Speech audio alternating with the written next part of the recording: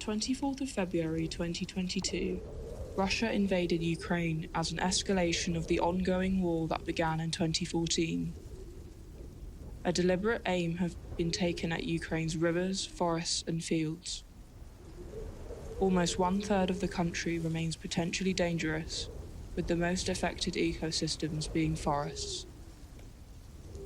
3 million hectares of forests have been affected by the war in the country, where 8 nature reserves and 10 national parks remain under the control of Russian troops. An Ecocide hotline has been set up by the Ukrainian Environment Ministry. So far, there have been 2,303 reported cases of ecocide as a result of the ongoing attacks on Ukrainian soil. Лісові пожежі, вони мали місце під час бойових дій, там, де це, на жаль, принесло найгірші наслідки. По-перше, зона відчуження Чорнобильської атомної електростанції, яка сумісно є Чорнобильським радіаційним заповідником. Чорнобильська зона, вона зараз прекрасна оаза дикої природи до моменту, коли починає горіти ліс. Тому що тоді радіація, яка там все ж таки є, вона тільки таким чином може покинути зону. Тобто, в чому сенс зони відчуження? В тому, що туди ніхто переважно не ходить, не їздить, звідти нічого не вивозять, і тому радіація залишається там, де вона і була. Але коли горить ліс, вона опиняється в атмосфері і переноситься туди, куди ми. Forests play a strategic role in military operations. The dense vegetation offers natural cover and concealment, enabling soldiers to move discreetly and conduct ambush tactics against enemy forces.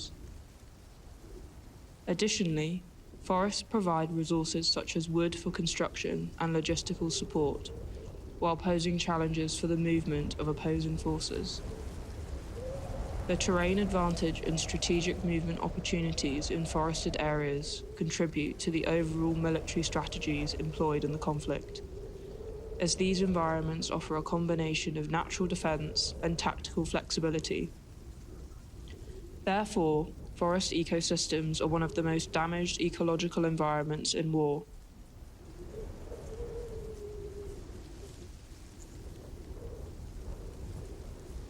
Several reports have been made regarding ammunition shells and unexploded bombs that were found in forests around Ukraine.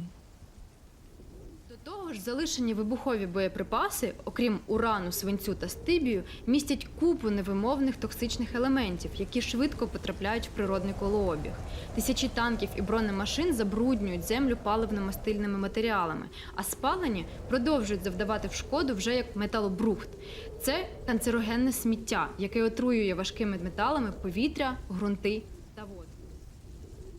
With a half-life of 4.5 billion years, depleted uranium is an example of a highly toxic chemical that has been produced on a global scale. It is a dense radioactive metal produced as a byproduct of the enrichment of natural uranium for nuclear fuel.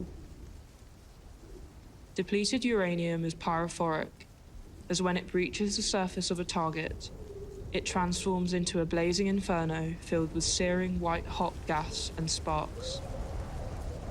Disastrous, violent, and deadly, discarded bullet shells have been implicated in thousands of unnecessary deaths from cancer and other very serious illnesses.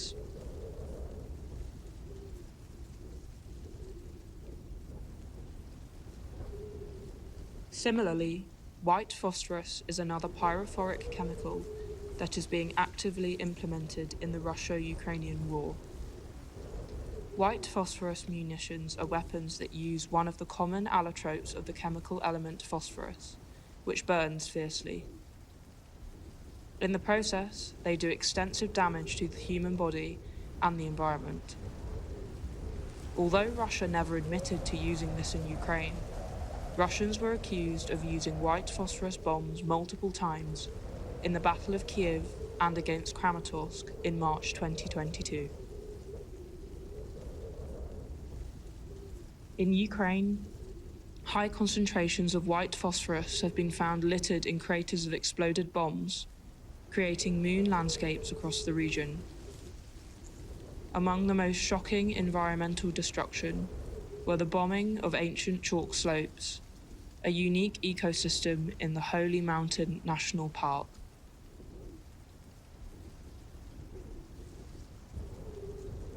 In general, now the 17% of Ukrainian territory is occupied together with Crimea and also Donetsk and Lugansk regions and occupation from 2014.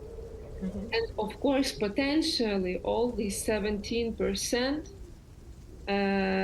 they can be like somehow damaged with different contamination from mines, from like forest fires, from other chemicals, from the military actions.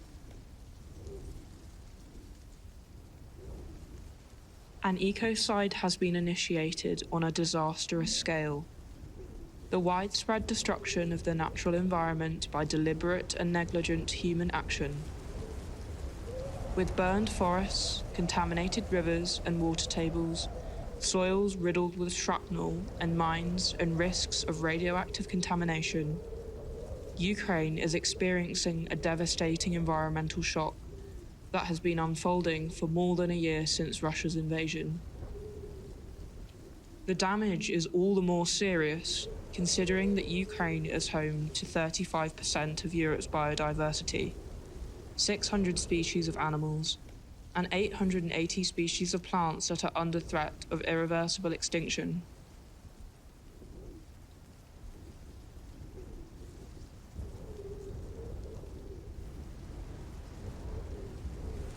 Humans now possess the power to destroy the world they live in. In this age of high-tech warfare, we have an ethical obligation to challenge the military body inflicting these environmentally catastrophic wars.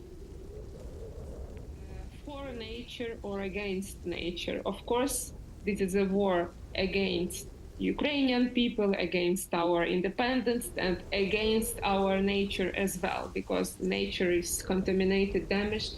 But maybe we can use this chance just to maybe to win the war for nature.